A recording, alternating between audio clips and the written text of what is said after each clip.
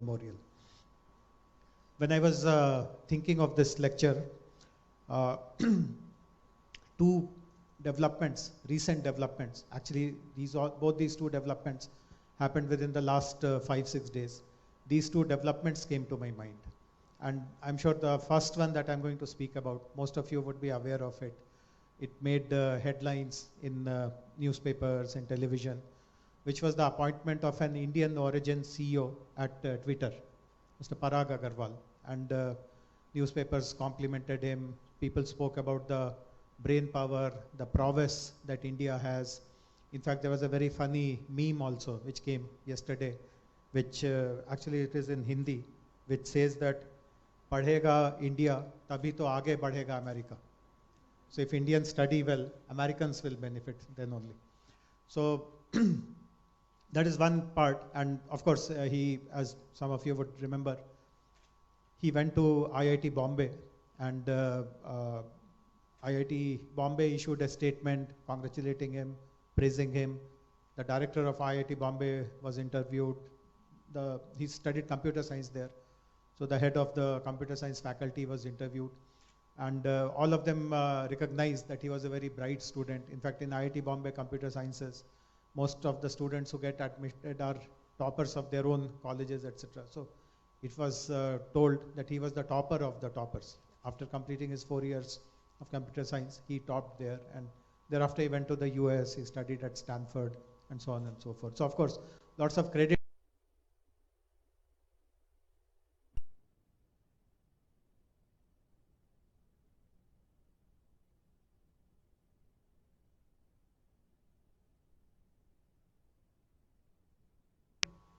Development that I want to really delve much deeper upon.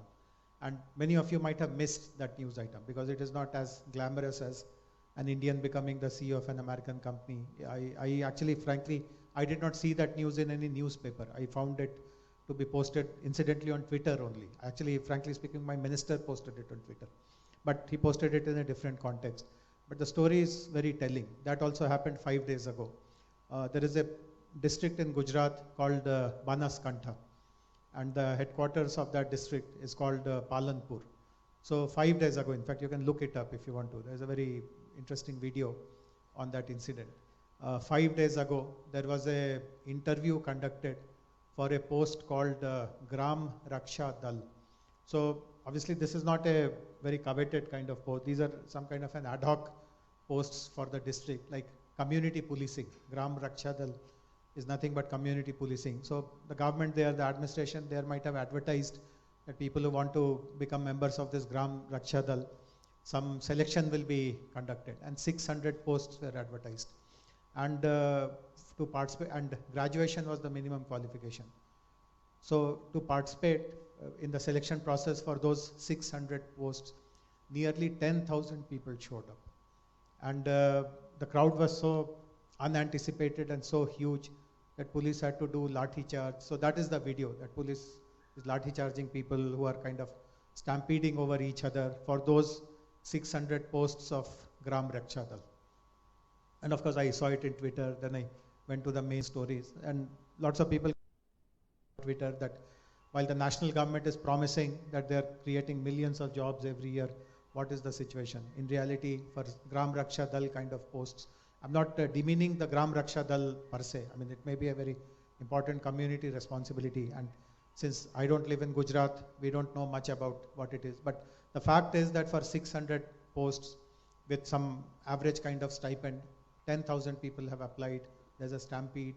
And obviously, all of these people are graduates. So now the question is, while Parag Agarwal was taught by IIT Bombay and later on, of course, by Stanford, etc., who taught these 10,000 people who went to appear for the Gram Raksha Dal institutions, for that positions? So this is the conundrum in the higher education landscape in our country today. We have brilliant institutions which can churn out. I mean, Parag Agarwal, because he has joined Twitter. I mean, his prominence has come because he has been employed by Twitter. But there are hundreds of other students of IITs, IIMs, IBS, ICFI institutions, etc., who are doing tremendously well, who have made themselves proud, their family members proud, their country proud, etc., etc. But what about millions of other who are stampeding over each other to get that Gram Raksha Dal position. So this is the very precise conundrum that we see in the higher education landscape today. We have a huge problem of unemployment amongst the youth, and obviously the Gujarat incident is a manifestation of that. And you also have a very severe